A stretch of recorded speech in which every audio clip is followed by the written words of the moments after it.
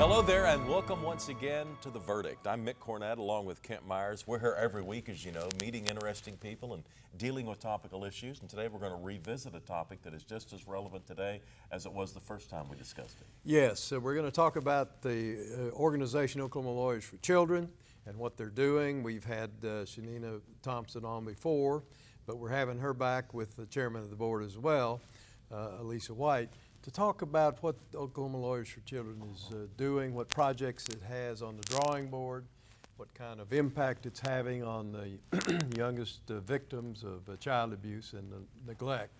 And we think you'll find it very interesting. Absolutely. It's all coming up today on The Verdict. We'll be right back.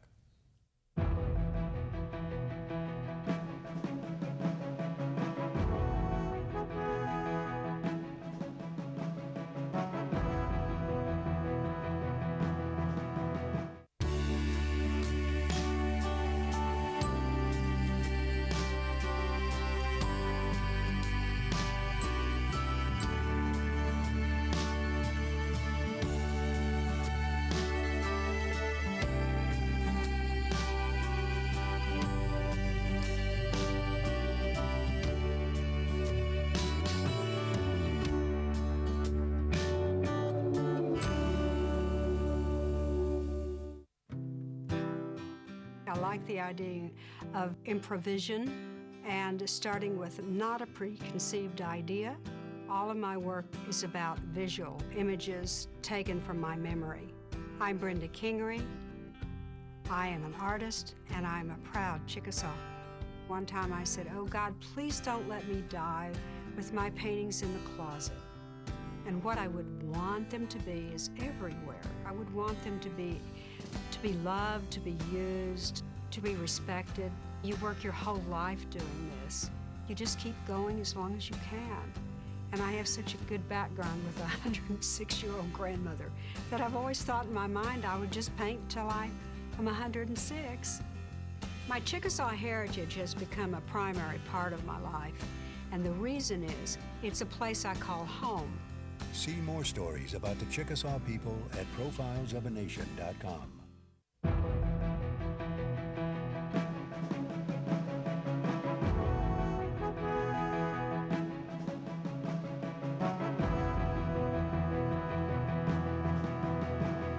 Hello there, Mick Cornett back on the set of The Verdict along with Kent Meyers, and Kent's going to introduce today's guests. Today it's a particular privilege for me to introduce the two guests we have. On my right is Tsinena Thompson, the President and Chief Executive Officer of Oklahoma Lawyers for Children. Tsinena did her undergraduate work and her law work at Oklahoma City University. She's been in her position now with Oklahoma Lawyers for Children since 2010. She is actively involved in a number of other activities relating to children, and she was the founder of the Oklahoma Bar Association section on juvenile law. Tsinena, welcome back. Thank you.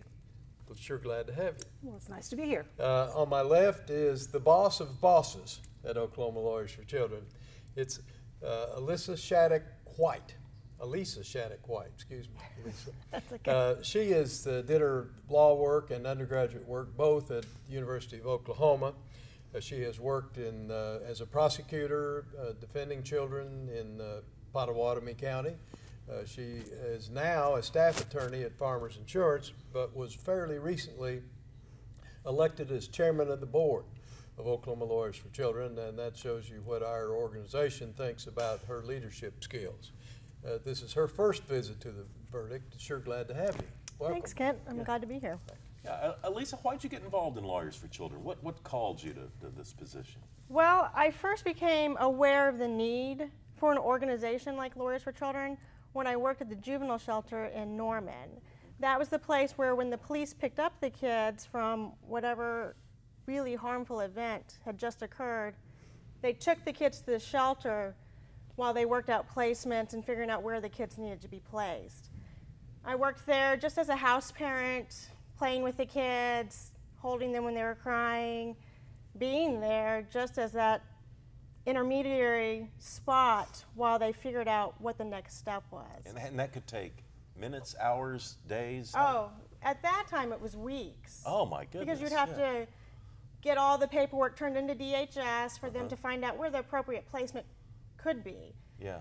Now there's, under the Pinnacle plan, that's changed, but at that time, we would really develop incredible relationships with these kids that were there really for weeks and sometimes months. And if a kid was, if it's during the school year, could a kid attend school? How did all that take place? I mean, when a kid's in that holding pattern, I'll call it, for lack of a better term. Yeah, the shelter had a school in it. So we had a teacher from the community that would come every day, and she'd pick up where they were. So we would have maybe a first grader and then a fourth grader, fifth grader, seventh grader, a couple ninth graders, whatever. Yeah. We had one teacher for the shelter, and we had a very normal schedule where they would go to school from 8 to noon, and then they would come into the shelter and we'd feed them lunch, and then they'd go back to class. Now, as you're kind of aware, they would come and go to counseling appointments or whatever they needed to do, or court dates. But we had a school on site. I see.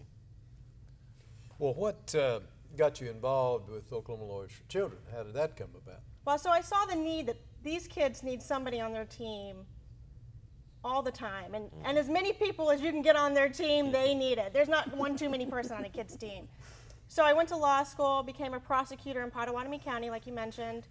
Now, Lawyers for Children doesn't really service Pottawatomie County, but we get a trickling out there. And I saw the good that Lawyers for Children was doing on those cases. And so I moved into the private sector. Like you said, I started with farmers, and then it was a no-brainer. Once I moved to the private sector, I was the first to sign up for Lawyers for Children, and I've been representing them since about 2009.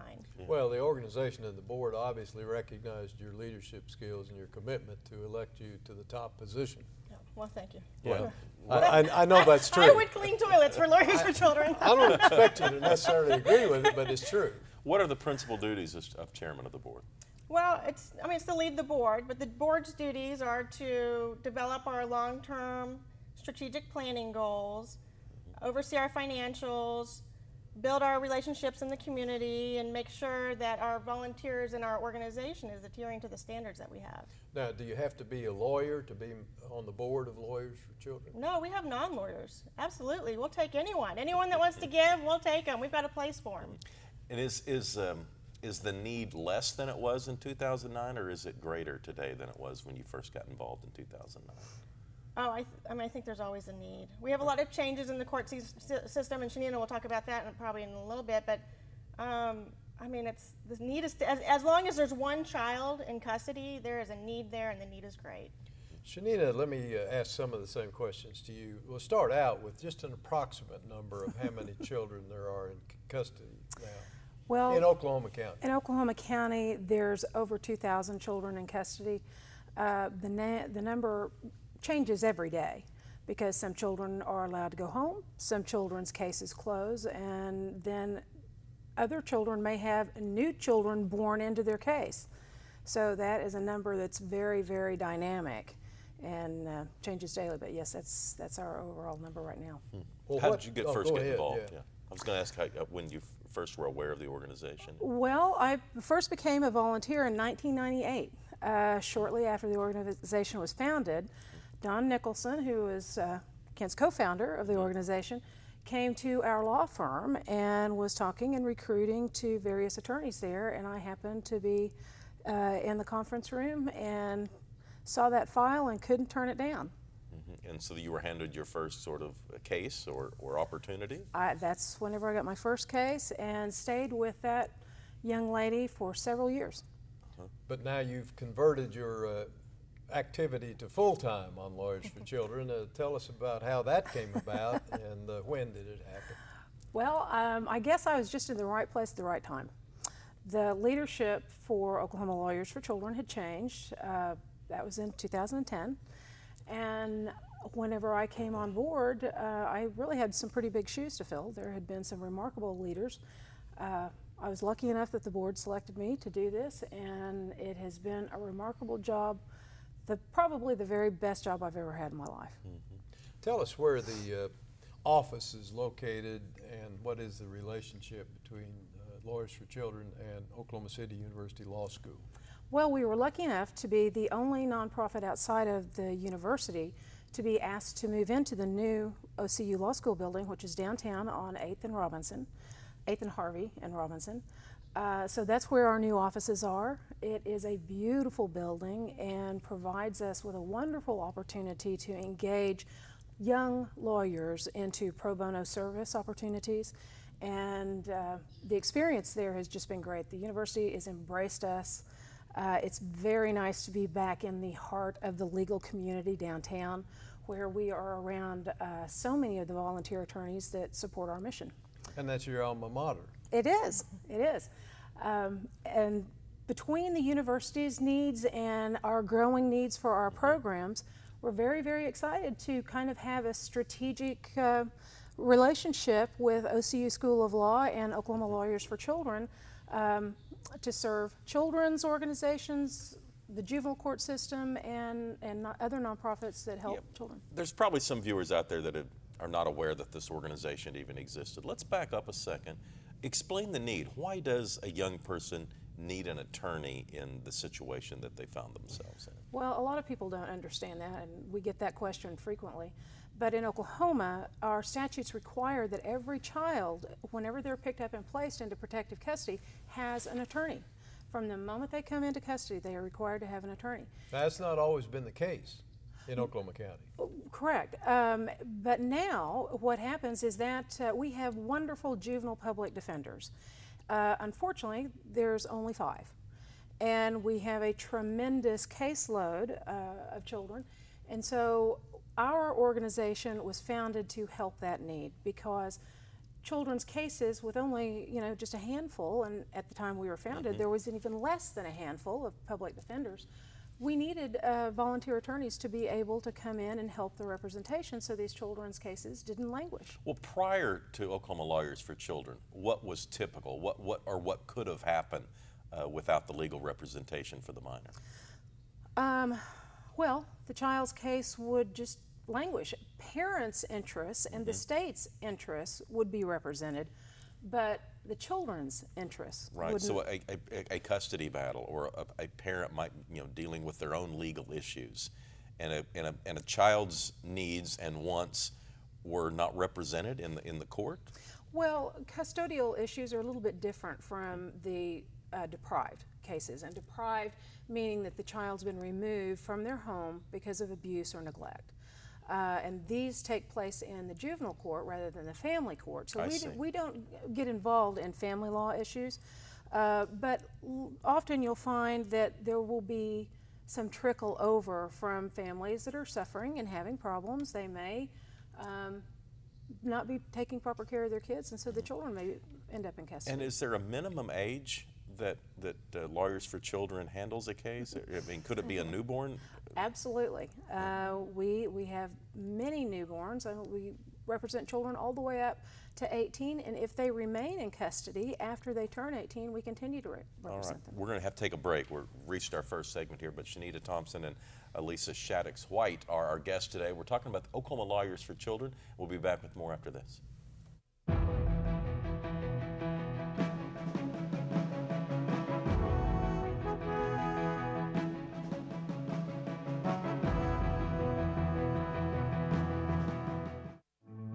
I didn't know that there were abandoned oil well sites on the property, but it turns out there were 3 of them. We saw those commercials, but never did we ever dream that it was going to happen out here. OARB came out and they cleaned up these old sites for us. And when you look at what they've done, it's absolutely fantastic. This whole plan out here is for the grandkids and just generations to come. The process is simple. Pick up the telephone. It's worth a phone call. Trust me, it's worth it. The good life comes naturally to Tulsa, where nature's beauty is matched with an eye for aesthetics. A legacy of neighborhoods graced with lawns and landscaping and handsome homes. A place that seems to have patented an ideal lifestyle. Bank First is loyal to the quality of life Tulsa assures its citizens, to the priority placed on education, culture, and growth. Loyal to builders who transform raw land into residential charm. Developers who see opportunity and add vitality to Tulsa's economy.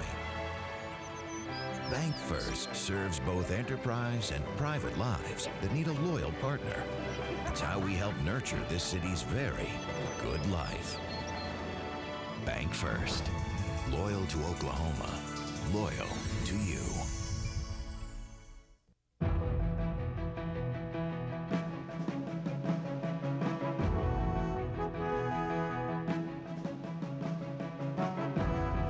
Welcome back to the set of the verdict. We are talking about Oklahoma Lawyers for Children. Tsinena, I want to harken back to your position as president and CEO of the organization. Kind of outline what your principal duties are. How do you spend your day? What activities do you get involved in this leadership position? Well, of course, recruiting the volunteers is a primary function.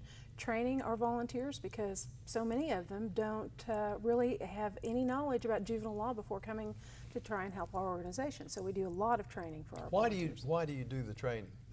Oh, well, a couple of reasons. Because one, we want to ensure that children have the very finest representation possible. And then also our statute now requires that every volunteer that comes in and has a regular docket practice have 6 hours of juvenile law training each year. You get lawyers from all segments of the practice of law, criminal law, civil law, whatever it may be. Those folks don't necessarily know anything about juvenile law. How do you conduct your training? Well, we have CLEs that we do, continuing legal education, and we provide our new volunteers with basic training in juvenile law so they understand the process, the different stages of a juvenile and deprived case. Then we also have specialized topics dealing with certain things that can happen in a juvenile case. You know, deposing the expert medical witness on shaken baby syndrome, or handling the sexual abuse cases, topical things that have need for specialized training. So that's a big function of what we do. And then we are not supported by tax dollars or other types of county funding or state funding, so we do a lot of fundraising in our organization. So the fundraising, the day-to-day management of the operation. I'm also in court a lot with our children, in court with our volunteers, helping them as they get comfortable in a new juvenile case. Those are my primary functions. Alisa, what are the principal projects you guys are working on today? Well, we always have projects. We have lots and lots of projects. We were just joking during the break that what's going on in OLFC changes on a day-to-day basis. Right now, our principal projects are we're working with OCU Law School to develop some kind of practicum. Now we're in the very, very beginning stages of that. So we're not sure exactly how that's going to look, but we're excited about that opportunity and that partnership with OCU Law School. In addition, right now we're really recruiting mentors, and these are non-lawyer mentors to come into Lawyers for Children. The juvenile judges have approached Lawyers for Children and asked that we provide a mentor for every child in custody that's between the age of 14 and 17. And that's a big ticket. Well, the mentor program falls in line with a new program that we have, which is our attorney guardian ad litem program. Yep. And we started that a year ago as a pilot program where we represented a number of age groups throughout certain cases. But where the court felt like that we could be of the best service to children was between the ages of 14 to 18, or 17 and 363 days. Because those children are at greater risk for dropping out of school, having more problems. They're more likely to age out of this foster care system without having permanency, meaning that they're going to be reunified with parents, adopted, or into a guardianship.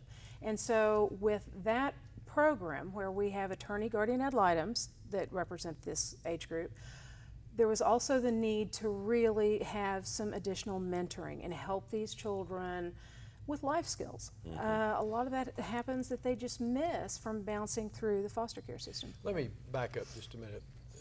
Alisa, we basically have described thus far 3 different positions that Lawyers for Children may furnish to one child. Right.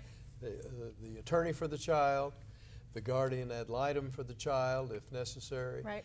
and the mentor Right. to the child. Can you, without getting into too much detail, can you describe what the differences are between those three positions. Yeah, sure. And it's complicated, but also very easy to understand. One is the attorney for the child. And as Tsinena explained earlier, every child has the right to an attorney. And it's not the state, because the state is representing the state of Oklahoma. So the DA's office is representing the state of Oklahoma. The mother's attorney is representing the mother, and every father involved has their own attorney. And it's only natural that the child has an attorney to represent them as well. So that's the attorney role that we fill. The second role that we're developing now is the guardian ad litem program. And the juvenile judges have asked us to provide a GAL, that's the abbreviation for it, where you come in and you actually report to the court. The guardian ad litem does? Yes. So it's a different role? It's a different role. It's not the role of the attorney. Let's say you have a 15-year-old that is dead set on going home. Well, the attorney needs to represent the wishes of that 15-year-old. But the guardian ad litem can go in and tell the court, look, I've talked to teachers, I've talked to family members, I've talked to neighbors, I've seen all the doctors and the therapists, and it's not a good idea. And that's the role of the guardian ad litem. I see.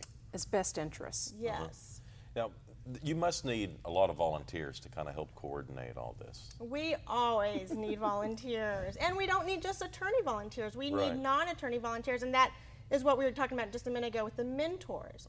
We would love to provide every child over the age of 14 in custody a mentor to teach them those life skills.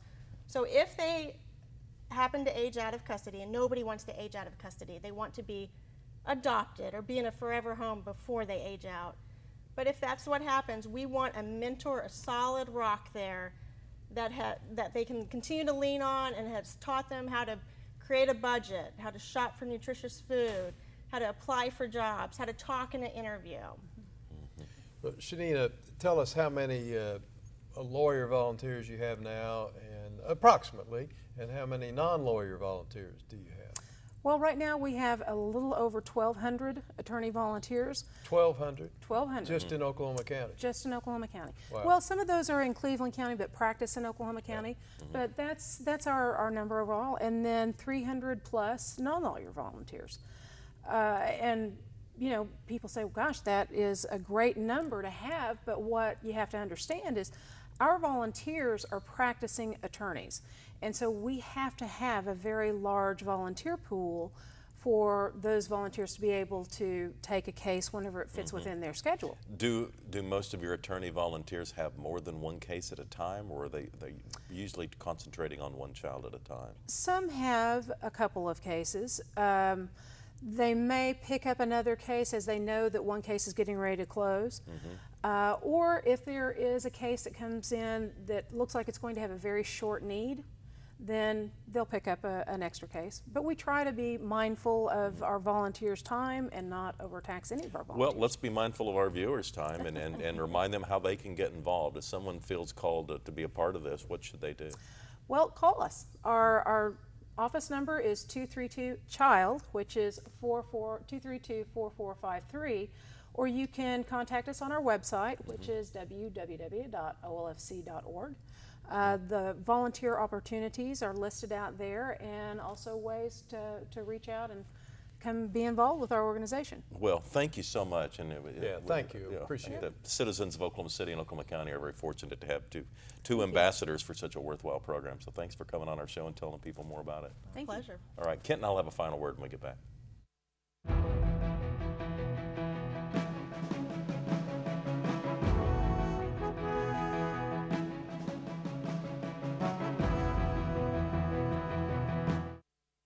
There are now 11 million of us who live here and work here. I was 15 when I came here 6 years ago. I raised my family here. I drive my truck to my job every day. The only difference between now and 6 years ago, I do it legally. I wanted to.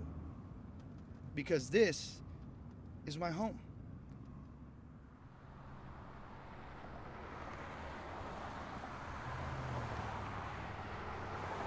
All children deserve a life of hope and love, but sometimes they experience a life of pain, neglect, and abuse. When that happens, Each child deserves all the quality assistance and representation that can be offered in our legal system. For more information, call 23-CHILD. Oklahoma Lawyers for Children, helping to bring hope and love back to the lives of abused children.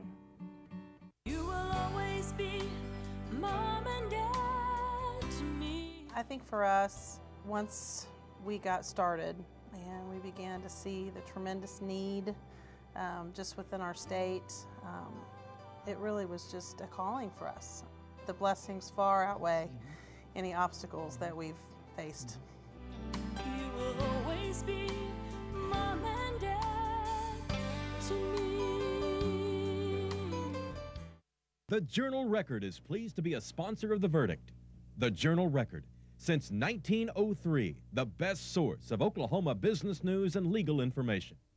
And for almost 30 years, Oklahoma political, government, and business leaders have turned to the McCarville Report for accurate, reliable, inside information. Visit the McCarville Report online.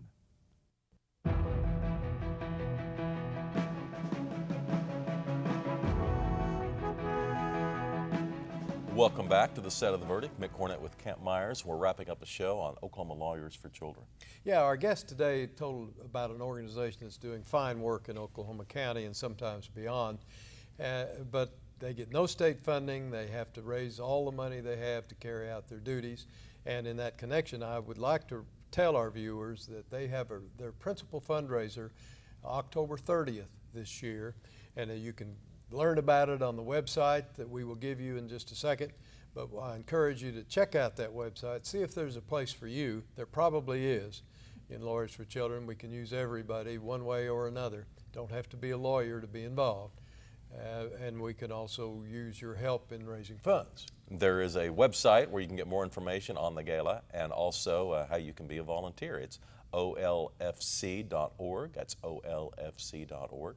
And we have a website. We'd love for you to go to our website about The Verdict and tell us about a guest that you'd like to see or a subject matter that you think needs a broader community-wide discussion. That's what we're here for. So, for Kent Meyers, I'm Mick Cornett. Thank you so much for joining us on The Verdict. We'll be back here next week with another show, and I'll remind you that'll be our 750th show. Oh my gosh. Yeah, and they said it wouldn't last. I don't think I'll shave between now and then. We'll see you next week.